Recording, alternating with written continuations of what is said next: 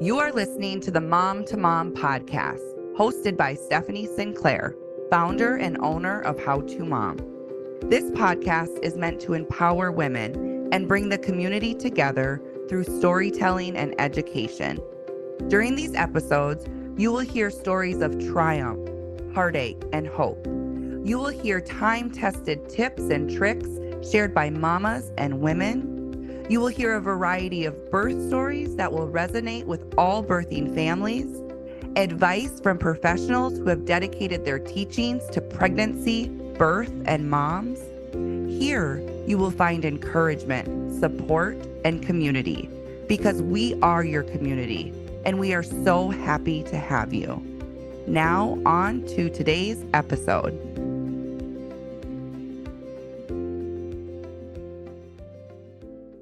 Hi, you guys. Welcome to today's episode on the Mom to Mom podcast. We are so happy to have you here to listen to another birth stories episode. And I say stories because we have a treat for you today. Our guest will not only be sharing one birth story, not just two birth stories, but three birth stories. So we are in for a treat. Like most guests on this platform, I have the absolute privilege of knowing this guest. She has a special place in my heart for a couple different reasons, but one that I want to share is this fellow How to Mom client reached out to me years and years ago. I was a newer doula. I had been practicing for just over a year, I believe, when they hired me. And I just don't take it lightly when a family is open to somebody who is new in a profession, but believes in the work that we do and leads with, love and excitement for education and new experiences.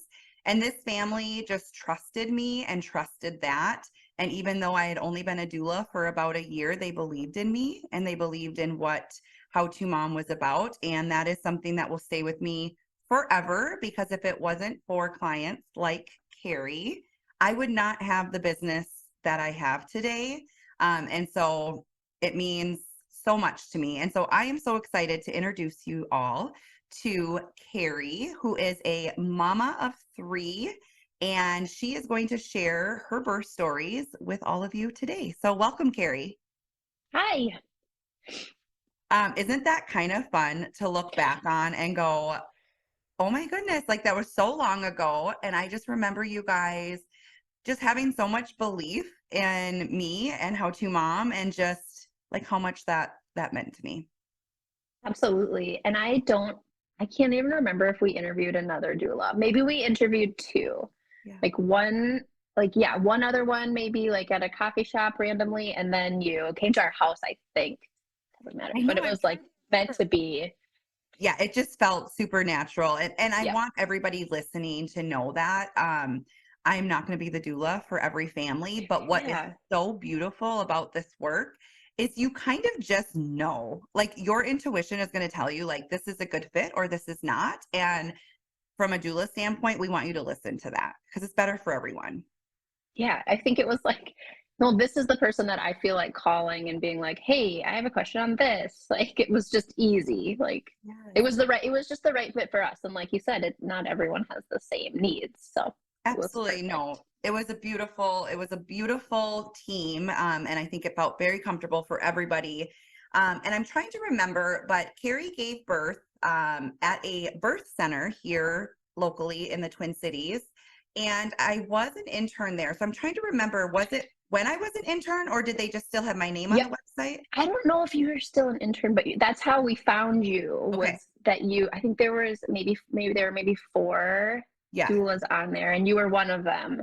And so I knew you were familiar with the Minnesota Birth Center. So it was like, okay, well, that's perfect because that's where we're going to hopefully have our baby. So that's how, we found you. Okay, that's what I thought, but I wasn't sure. So if you could tell our listeners kind of where you were at in terms of mind frame while preparing for this birth. Obviously, it is helpful when you are treating with very supportive providers who believe in the profession, that also offer interns and birth doulas and encourages their patients to hire. But where were you kind of in terms of mind frame? Did you know what a doula was? Why did you plan on hiring a doula, and kind of the benefits kind of surrounding that, even just in the preparation stages? Yeah, so I was working as a physical therapist at a hospital. So I think I was really familiar with hospital settings, and hospitals are for sick people. Hospitals are for people who are trying to get better. And that's how I felt at that time. Mhm. Um, and I didn't want to be in that setting. Mhm. Um, so I think that's how I kind of started leaning toward the birth center. I wasn't comfortable with a home birth at that time, was like not anywhere on my radar, but I knew I didn't want to be at a hospital. I knew that I was going to need help to get through a birth. And I think I knew more than for me that my partner, my husband, Matt, needed support so that he could support me. Yeah. And I think that was kind of how we decided, like, yeah, we need a doula. We need a doula to do this. Yes, that's amazing. And I often tell clients, whether they're birthing at a hospital or not, just kind of for their mind frame, I tell them the only time you go to the hospital when you're not sick is to birth a baby. Yeah. And I think that is just like, it kind of puts things in perspective, in that you're not sick. You're not going to the hospital because you're sick, you're going to birth a baby. And so it should feel like that versus feeling like a patient who, is ill and needs intervention. So I always think that's always an interesting point, even if you're birthing at a hospital, just for your perspective and kind of your mind frame, you're not sick. Yes, absolutely agree. Yep. Yeah. Okay. So we started working together, and we were just talking about their beautiful home, that I still drive by and love to this day. But I came over a couple of times so that we could prep, for this birth. And again, I know it's 8 years ago now. Is there anything that you remember from those meetings that you felt like, really made a difference in the birth experience? Because Kerry was not only, when you give birth at a birth center, you tend to just labor at home longer, but Kerry was incredibly patient and courageous and trusting of her body and her baby. So we labored at home for a good amount of time, and this was The whole time. Yep, the whole Yeah. time. So if you remember anything from that, if not, that's okay, but kind of go into the start of her labor. So, like what I remember is just totally trusting that you had it under control and you knew like that we didn't need to be at a hospital. I don't think Mhm. it even like I just had full trust in you making the decision for when we left. Mhm. It was never on my brain or on my mind like should we go? Should we not? Should we go? Should we not? Because I knew like you would help us make that decision when it was time. Right. We also took a bunch of birth prep Yeah. classes, like a ridiculous amount. Yeah. And it was the Bradley method classes. Yeah. So I think we were really familiar with like the birth process and the labor process.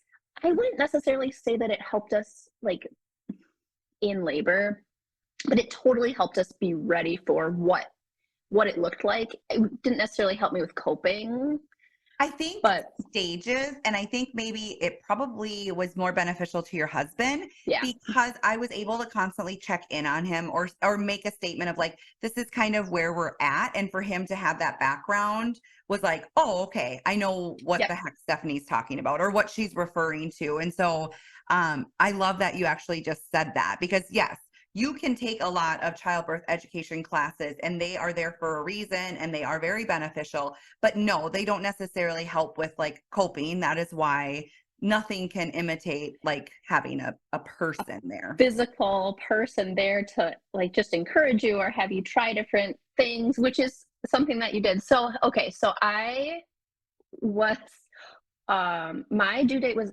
August 1st, and I will tell you right away that our first daughter Vera was born August 14th. So she was God, 42 weeks. I forgot that. Yeah.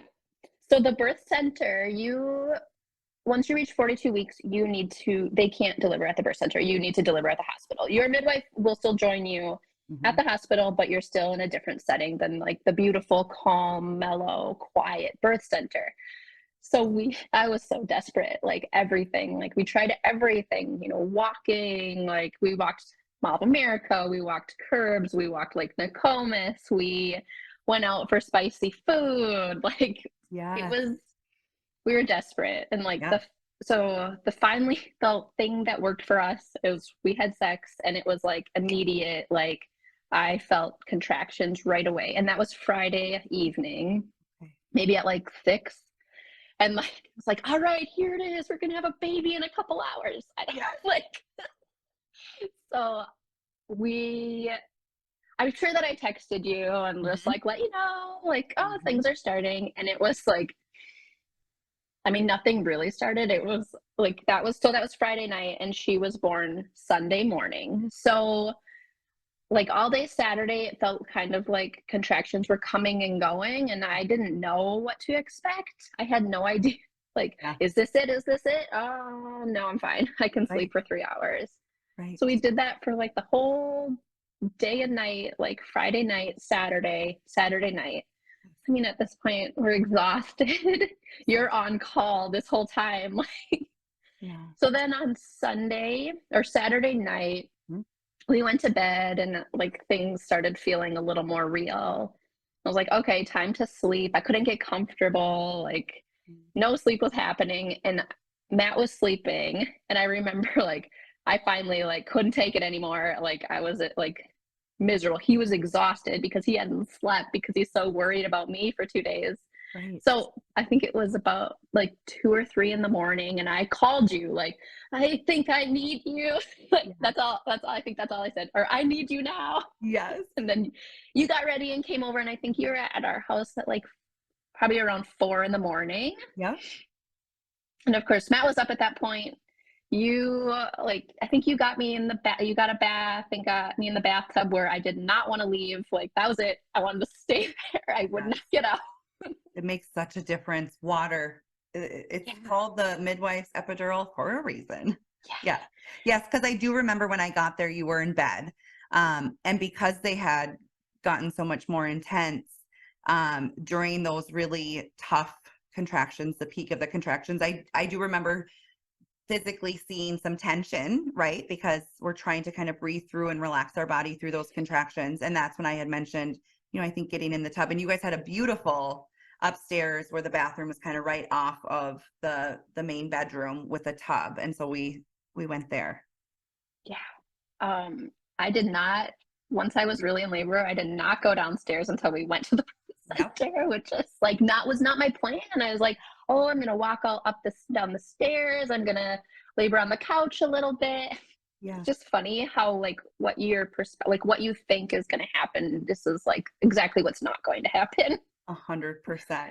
And I remember very specifically when you were in the bath and you were doing so well with breathing through the contractions. And I feel like there was a lot of positive affirmations and, reminding you to trust your body and that you were doing a beautiful job. But I do remember looking at your belly, and I do this often in birth. And I pointed out to Matt, I said, take a look at her belly, because once your baby enters your pelvis, the shape of your belly changes, right? Because your baby is now engaged in the pelvis. And I remember pointing out to Matt, like, we're getting pretty close. Her belly shape has changed. And I remember him being like, oh my gosh, yes, it has. And it's just kind of a cool thing to show a hubby. Yeah. I will tell you, I don't remember anything from like when you got there until we went downstairs, which was like 2 or 3 hours. I would say probably 2 to 3 hours. Mm-hmm. And I think I believe I was pretty calm and saying, oh yeah, I'm sure we need to get going. I said, this is what I remember. I said, I feel like I'm ready to push. Mm-hmm. And you were so calm, like, okay, let's make our way downstairs. Internally, I'm like, we need to get. All right, you guys, we are going to take a brief break from today's episode so I can tell you all about one of my favorite companies, Kindred Bravely. They design and sell the best pregnancy and postpartum bras, underwear, sleep, and loungewear. They also have one of my favorite products. It's called the Fourth Trimester Panty. This product is just wonderful because it supplies some security for your postpartum belly. And I really needed that when I was postpartum, but it also is designed and comes with some cooling pads. You can either put them in the freezer to add a little cool touch, or you can put them in the microwave to add some heat, whether you're recovering from a surgical or a vaginal birth. I literally wish I would have had this in my postpartum days, especially when I was recovering from both a vaginal and a surgical birth with my twins. One of my favorite products from them. But please feel free to go to their website, check out all of the amazing products that they offer. You can get to their site by following howtomom.com/links. Follow the Kindred Bravely link. And then at the end of shopping, you can add the promo code howtomom15 to receive 15% off today. All right, now back to today's episode. And try not to cry. My mom, when we were between 5 and 6 months pregnant, we found out my mom had stage 4 cancer. And they said, she has less than a year to live with treatment. So my mom was with us. And that is like not something that I probably would have done without that little piece of it. My mom, so it was great. It was nice. So my mom was there. She rode in the car with us to the birth center. She was there when Vera was born, and we have some pictures. It was just very, very special. Yeah, I was telling Kerry before we hopped on that I remember, because I know the background, and we've been, in each other's lives for 7+ years now. I said, I remember her mom greeting me at the door when I arrived. And of course, excitement was in the air and just embraced with a beautiful hug. And I felt like she was happy I was there, knowing I was there to support her daughter. And it just, it was just very beautiful. And it was very calm. I do remember getting downstairs, and of course, us having to kind of take our time in between contractions. Yeah. I believe we were doing some horsey lip breathing to eliminate bearing down. And I remember helping Kerry put on her tennis shoes. Oh, yeah. And I just remember thinking, it's okay. You're safe. Like, you're doing a great job. We gotta go. No, I wanted socks. Yes. I made you guys get me socks. That's right.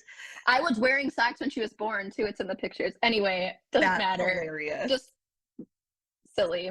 So luckily we were very close to the birth center. Yes. It was only, maybe a 7-minute drive. Yeah. And it was a Sunday, so morning. there was a bike race. We got stopped by a bike race across Minnehaha Parkway. Yeah.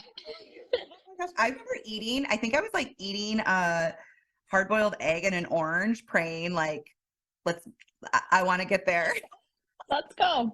Yeah. So we got there. Yep. And our midwife, she's like, I know you feel like you need to push. Is it okay if I check you to make sure you're ready? And I said yes, which was fine with me at the time. And we were ready, 10 centimeters. And I think it was I don't know what I felt. I feel like now I'm like, wow, we did that at home. That is amazing. And here's what I want people to know too about the birth center. We obviously had been in touch with them all night, kind of giving them updates of progression. It is not an emergency situation. It did not feel like, oh my gosh, rush and chaotic. Not at all. It was so calm. The midwife looked at Kerry and was like, good work. Wow, you're amazing. It was just met with happiness, and it just was beautiful. And we were like, okay, we're here. This is where you get to have your baby. I want you to kind of talk our listeners through what you remember from that pushing stage, because you had a mama bear moment. I don't know if you remember it. I remember it very vividly. But kind of share your perspective from pushing. You did get on the bed to push. Yep. I was definitely, I didn't want it. The tub was ready. I had no desire to get back in the tub. Yep. All I really remember is needing to try multiple different positions because they didn't like how the baby's heartbeat was changing. Mm-hmm. That's what I remember. I'm just really curious of what you were. Yeah. So, So Kerry was doing a really beautiful job listening to her body, bearing down. She was incredible. Like everything was fine in that aspect. They were a little concerned about, because they use a Doppler during pushing to make sure baby is handling that well. And they had some heart decels, and she wasn't recovering. And that's super normal, right? It's normal for a baby to have decels during pushing and during a contraction because they're being squeezed. What we want to see is that recovery. So that heart rate comes back up after that contraction and after that pushing. And she was recovering, but each one, she was kind of having a little bit more trouble recovering. And the midwife, and she was really close. I mean, we could see her head. She was right there. But because of that, the birth center does a really beautiful job about not letting the client or patient, mama, know that, there's some concerns. They're very forward, right? Like, we need you to have this baby, but they're doing a lot behind the scenes. Like, do we need to transfer? It is not common practice for sure at a birth center with a midwife to do an episiotomy. However, prior to transferring a mom to the hospital for this scenario, the first, I guess I'm talking from a perspective of just witnessing birth, but it appeared to me that the first step would be an episiotomy, which again is not common practice. It was only because this baby needed to be delivered quickly.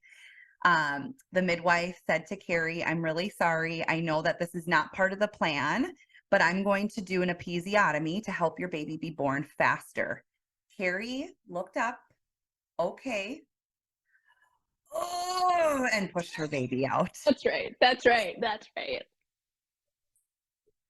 She heard that, and not at all that would be like a bad thing, right? Like if this is a situation, if the baby needed that, then we're doing it. That's 100%. Fine. But like, watch this. Mama bear heard that. Her body physically responded. She had the strongest contraction, the biggest force behind bearing down, and she just birthed this baby. And again, I want everybody to know you were healthy, you were fine, baby was fine. She just needed to be delivered. Yeah. And I was also pregnant with the twins, which Kerry didn't know at the time. Didn't know. But obviously just being an emotional doula anyway, and then having all the hormones, I was like, hell yes, mama. So beautiful to just see that response, that natural response. It was just like, oh, I love it. And the midwife was like, all right, well, that works too. That's better. There we go. Oh. Yeah. So I was wondering. No, I didn't remember that at all. Nope, not at all. It was so freaking cool. And so it was just this really peaceful, beautiful, mother-led, intuition-led birth. I didn't, I guess from the perspective of a doula, I knew that we were definitely in the throes of active labor. I didn't realize that we were so close to pushing. And that kind of just happened quicker than anticipated. But you did you were just incredible. You're so nice. It was so beautiful to witness. And I don't remember if it was maybe my belly, but at some point after you birthed this beautiful baby and you put her on her chest, I don't remember if you were like, are you expecting? I can't remember, but I finally was like, I feel like I could tell you now. I know, and then oh yeah, and I was like, why did I not know this before? You should have told me before. But it was brand new. You just found out that it was twins 2 days before. Yeah, it was brand new. And again, not that I'm, not open and willing to share, but I think it is really it was a respectful thing. It was I think you didn't want to take away from me that I mean, for you, it was a lot too to process, and things can go any direction at that point. But I think I felt like you were keeping it to yourself to give me space. Well, and I think too, like the end of pregnancy in itself is difficult. But then when you are trusting and being patient and you're 42 weeks pregnant, like, and there's so much kind of on the line, so to speak. Like, if I don't have this baby within 24 to 48 hours, I'm having to completely change my birth plan. And the last thing you want to hear, and not that you would have thought this, but the last thing you want to hear is like, oh, my doula's newly pregnant and sick and is pregnant with twins. What if she's not going to be there? Like, I just didn't want any added, like, stress. Like, it was like about you, you know? And so I do remember being very happy to share, like, in that moment, like, everybody's here, everybody's safe, and yes, I'm pregnant. It was a good day. But so then after she was born, we had like some placenta issue, and I did hemorrhage like a liter of blood. That's right.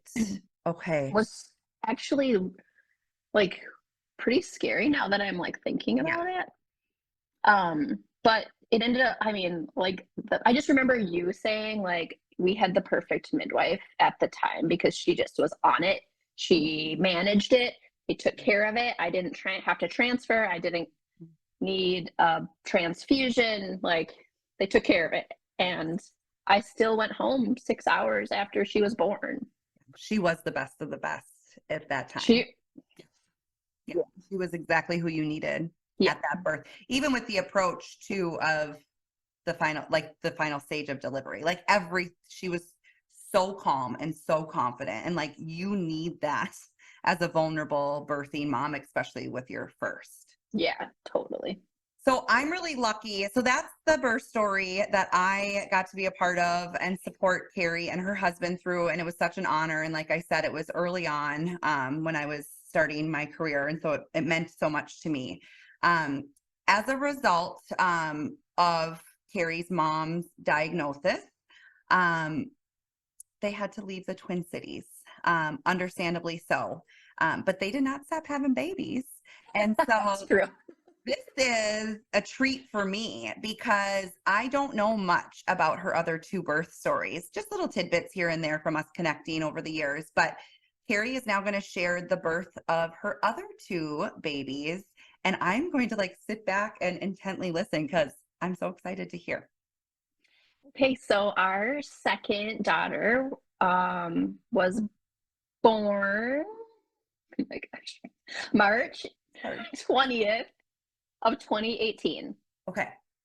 So her due date was 5 days before that. So her due date was March 15th. So she was 5 days late. Okay. Yeah. Just to, Quotation for those who are only listening to the audio. Yes, thank you. So we planned a home birth with her because I knew I could do it. After Vera's birth at the birth center, the hardest part was literally the transfer the move from home to the birth center. Mm-hmm. And I knew if we had just been home with the right people, we would have been fine. Mm-hmm. Like, now that I say that out loud, I'm like, wait, you hemorrhaged a liter of blood. You think maybe I wasn't thinking, I don't know. Anyway, it was managed really well, which then that obviously can overshadow like the severity of what that what that could have looked like. Exactly. Mm-hmm. So we planned a home birth. I will put this tidbit in because it involves you. Mm-hmm. Everything was wonderful. Like the care that you get at home for home visits with your midwife and just regular prenatal is like nothing I've ever had before. Like it is so different than visits to a clinic, mm-hmm. Even different than the birth center. Mm-hmm. You get I with this birth, our prenatal visits were an hour every single time. Mm-hmm. I just I can't even describe it. Mm-hmm. Incredible. At the end of our prenatal care, getting toward birth, our midwife and her assistant got into some kind of, they started having disagreements. Do you not remember this? I don't. They just started not getting along. Let's Yes. just leave it at that. That's enough. And I knew that they didn't like each other. And I was like, I absolutely cannot have this in my birth space. I called Stephanie, or I emailed you. Yes. Yep. Okay, now it's coming back to me. But Yep. yeah, like how like so upset. Yeah. Like, this is not okay. Like, I'm not doing this. I'm not having two people in my birth space at my house that don't get along. So I called you and or emailed you and explained it all, and you were so supportive. And like, we live in Duluth now. It's 2.5 hours away. You have 3 babies. Like, and you're like, if we can find a way for me to get there, we can figure it out. Okay. And you were so, yes, yep, I remember that. Yep. I was like, maybe and I can sleep at your house for a couple days. Yeah. Yes. And it was enough for me to be like, okay, I have support. I have people on my side. I'm not wrong for the feelings that I have for this not being okay. Absolutely. And I got some guts and I said, listen, find a different assistant. Good for you. And she did. Yep. And it was for you. Perfect. Yeah. I'm so proud of you, because that is a game changer, to have any bit of like negativity or feeling like things are happening behind the scenes, but you can feel the tension. Like, you need to feel safe. You need to feel surrounded in love. Like, that's a huge point of why you're having the birth, the plan, at home. the birth that you've had. And yeah, exactly. Oh, I do remember that now. Okay. Yep. Yeah. Yeah. So thank you for being there for me. Always. So far away. Like, you're once our doula, always our doula. 1000%. Yeah. Everything, all our prenatal stuff was perfect, textbook, no problem. I knew she would be late, right? So I was like, it's in everybody else's head. And it doesn't bother me at all. Like, even at 42 weeks, the only thing that was upsetting was like, I might have to go to the hospital for delivery and change my birth plan. Right. So a late baby I was ready for. Not, it well, was yeah, not you can go problem. 2 weeks. Yeah. Exactly. Wrong. So we started having contractions, like tiny little, like just, oh, my back is achy. Oh, I feel a little off. It was like in the middle of the night. Yeah. The night before she was born. And then when I woke up at like 5 a.m., went to the bathroom and I had like a mucusy, like a little bit of bloody show. And I was like, okay, all right. And then contractions started getting more regular. And I sent our older daughter to grandma's at like 9 a.m. when I was like, oh, I think I need to try to take a nap on the couch. So my mom is still with us, by the way. Now I want to make sure I don't forget this. Miracle. She literally has my 3rd baby right now. She's babysitting. Like, it's miracle. It's wonderful. It's a miracle. And so anyway, I'm glad that you mentioned that, because it was a big part of that first birth. But miracles happen. Clearly I get to witness them frequently, and I'm just so grateful that your mom is still here. Hey guys, it's Stephanie Sinclair, founder and owner of How to Mom. I'm just interrupting today's episode to make sure you are well aware of all that How to Mom offers. We, of course, are a community and a support group for all moms at all stages of life, but we also offer a large variety of services that I wanted to make sure you are well aware of. We offer birth doula services, both in person or online support. We have birth support groups with different birth packages to choose from. We also provide placenta encapsulation services, lactation services from our lactation counselors.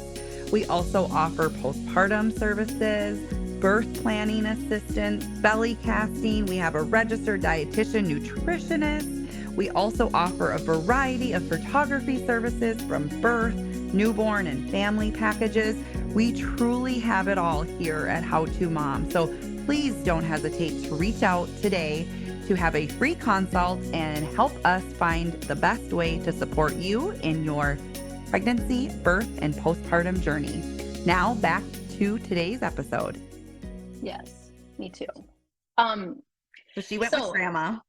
So our oldest was with grandma, my husband and I were watching Harry Potter, like just something I didn't like, I could just zone out to. I fell asleep on the couch. Woke up at like 10. Our midwife came over just to check on me, like take vitals. How you doing? She's like, I'll come back at noon. And so I was like, I called her at like 11:30, and I was like, you know what? Nothing is different. Don't come back. Like, I am going to try to sleep longer. She's like, okay, that's fine. I'll come back at 2, unless I hear from you. So perfect. So I fell asleep on the couch, for like 2 hours, and it was maybe like 5 minutes to 2, and I woke up in like transition, like full blown labor. And Matt was with me. The midwife wasn't there yet, and I was like, you gotta call her. This is happening. But I'm like, but also don't leave. Right. Don't leave me. Also fan me because I'm hot, and I don't know, fix this, whatever is happening right now. Yeah. Do all the things, Matt. Do all the things and get the midwife here. So she got there at about 2:10. Okay. And Ada was born at 2:15. So about 5 minutes later.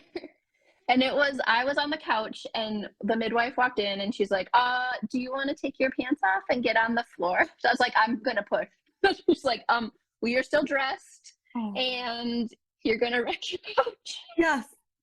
Oh, so she got me down. Like, I was like, my arms were on the couch and my knees were on the floor, and she helped me with my pants, my underwear, and I didn't push. I just breathed through like 2 contractions, and she was born on the floor. And it was and she was born in call, and like it was like the most beautiful, calm, like gentle birth ever. And I like will forever be grateful. And we had a birth photographer, so I have pictures, because she got there probably about 5 minutes before she was born too. So we did get pictures of the birth. It was amazing, like just totally different than breathed her out. Yeah.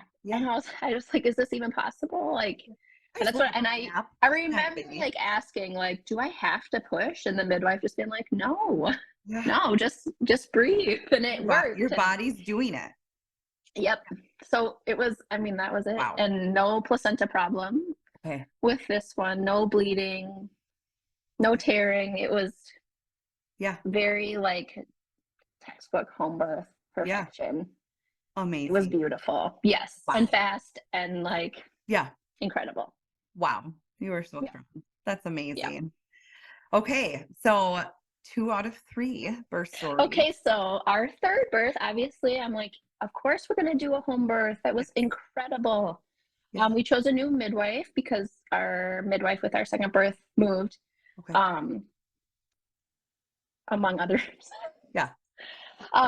And this midwife is incredible. Our older daughters are the same age. I actually met her. They were in preschool together. It was like fate. Meant to be. So all of our prenatal, everything was great. I was in labor. I'll just give the highlights. I was in labor, and we sent the older 2 girls to grandma's again. At about 7 the night before, because it was like, okay, it's like now or never, because it's bedtime. Right. I'm like, I don't really know if I'm in like real labor or not, but they can have a sleepover. It's fine.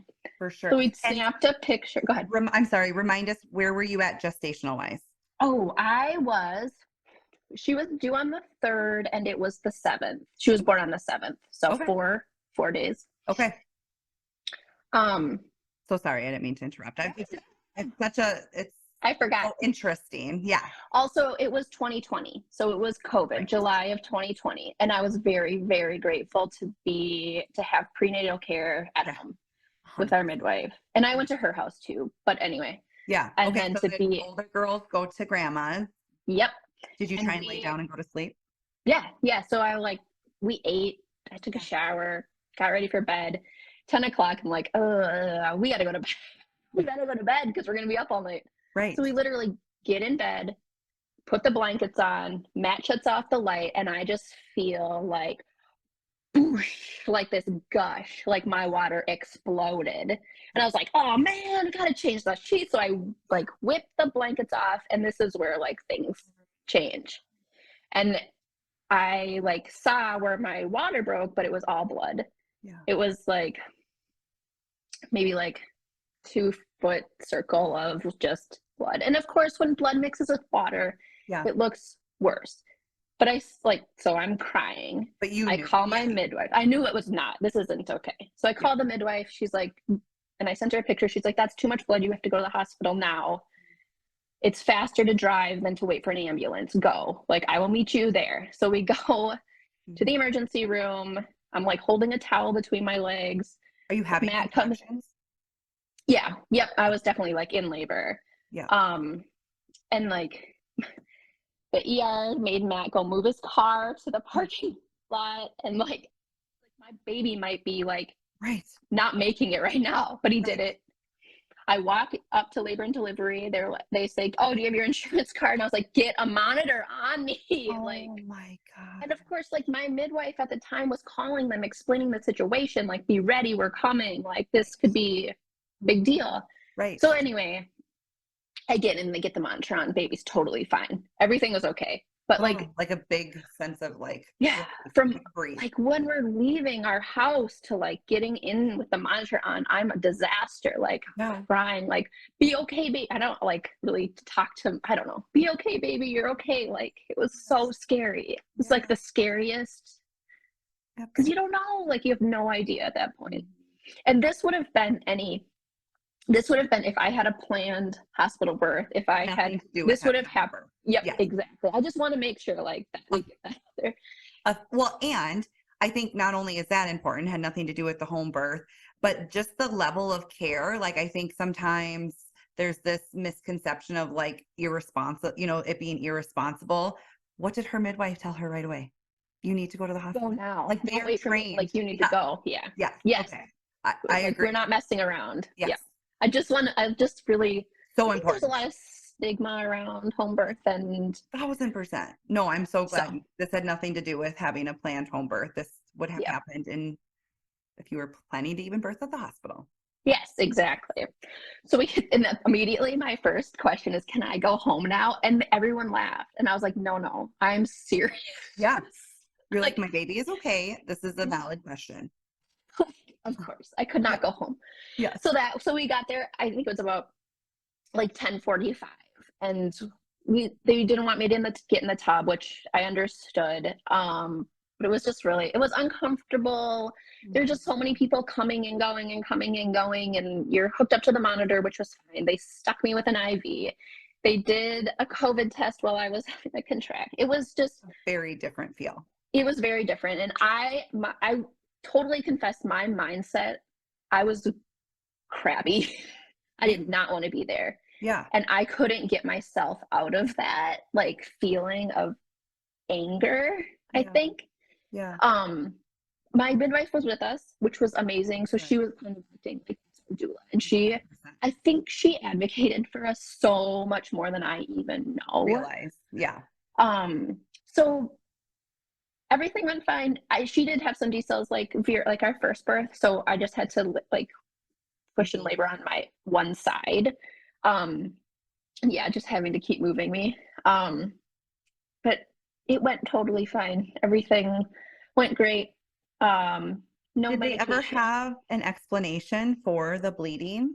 So when the placenta was born, the doctor was looking at it and she's like, there's a broken blood vessel. So there was probably a vessel bleeding into the fluid, which put pressure on, the sac, which made it. Yeah. Yeah. So that was the only thing. They did send it to pathology and everything, but it was fine. Yeah. That's interesting. Because of course, right away you think like, is it a placental abruption? So they did say there was like a 10% abruption on placenta. But that also could have been from the force. I don't know. Yeah. They don't really know. Right. But I'm sure just that feeling of like your heart kind of sinking when you lifted those blankets. It was and just following that intuition of like, this is out of the norm, and to call right away and to get the support that you need. And yeah, totally different than what you had envisioned and what you had experienced prior to. But we kind of talked before getting on this call of there's a time and a place, right? For like Western medicine, and a time and a place for approaching low risk birth as exactly that, a low risk birth, Yep. and that nothing's wrong. You're not sick going to the hospital. You're not sick going to the birth center. You're birthing a baby. But I think that part of your story that is so important with your third is what we kind of already stated, that everybody has a choice to birth where and how they choose. And that when you desire and plan for a home birth with a trained professional, you are in good hands. They know and are well educated around what is normal and what is not, and when we need additional support and professionals. And she did just that perfectly. Exactly. Yep. So I yeah. will say I also got to go home. She was born at 12:15 and I was in my house by 7:30 that morning. Wow. So Okay. that was really special. And that was a piece that our midwife Advocated. advocated behind the scenes for us. Yeah. And because I had her, she was coming to see us too, right? Like, so she checked in with us that day and then 2 days Right. later. So I did have support. So I just Follow-up want, like, care. that was a very special little So thing. was there any hemorrhaging on your behalf for the third, or that blood was solely from the vessel? Right. So you Just only from the, hemorrhaged with your first? yep. Okay, I think that's really important for people to know, because every birth is unique and different. And just because your birth goes a certain way, and I'm talking about both ends of the spectrum, for one, does not necessarily mean that's going to happen with your second, with your third. So, for example, with your birth, hemorrhaging with your first, not hemorrhaging with your second and your third. And so I just think each pregnancy needs to be treated as that, right? Individual, and however you foresee desiring that birth to look like, that there's always time and place for conversations with your Absolutely. providers and your care team. So, well, Kerry, thank you so much for sharing your birth stories. I always say that there are special people, especially dads, to be a girl dad, and your husband is Yes. one of those. He is Yes. just so kind and so sweet and Yes. so patient. Yes. And so you guys have just made such a beautiful, beautiful family, and I love that I get to watch them grow. Thank you. And I know that you have one more small Yes. comment that you would like to make, and that I actually asked if she would be willing to share, and we'll have more of this information and conversation in the future. But if you could just leave people with the stage of life that you are in right now and what you are going through and experiencing. And then one last thing, if you had anything that you could leave our listeners with today, whether it be advice in motherhood or pregnancy, birth, whatever you feel drawn to share, I know it would be great wisdom for our listeners. Absolutely. So I wasn't done having babies after our third, but we were done having our own children. And I was really struggling with my husband getting a vasectomy, and I couldn't figure out why. And wasn't that we wanted more kids. I just wasn't done. So I am currently 18 weeks pregnant as a surrogate. Yes, and we are planning a hospital birth. And it was never even really a question for me. For some reason I knew I wanted a hospital birth this time, a planned hospital birth. So yeah. yeah. Well, if you could not be just more wonderful. Now, on top of it, she is a surrogate, and she is blessing another family with a beautiful child. I just don't know how you top that. And they have chosen such a amazing individual who prioritizes health and does such a great job growing humans Thank you. and birthing them.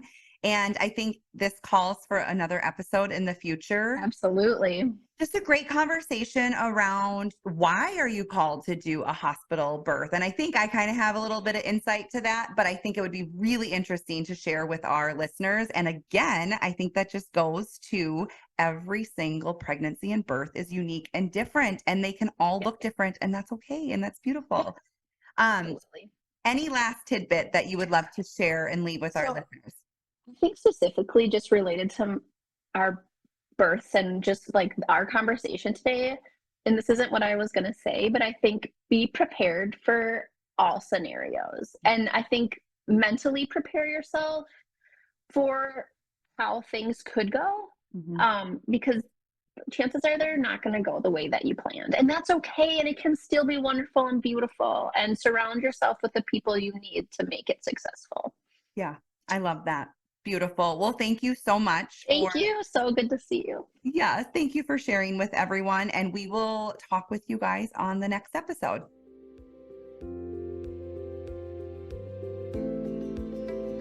All right, you guys, that is it for today's episode. I hope you enjoyed.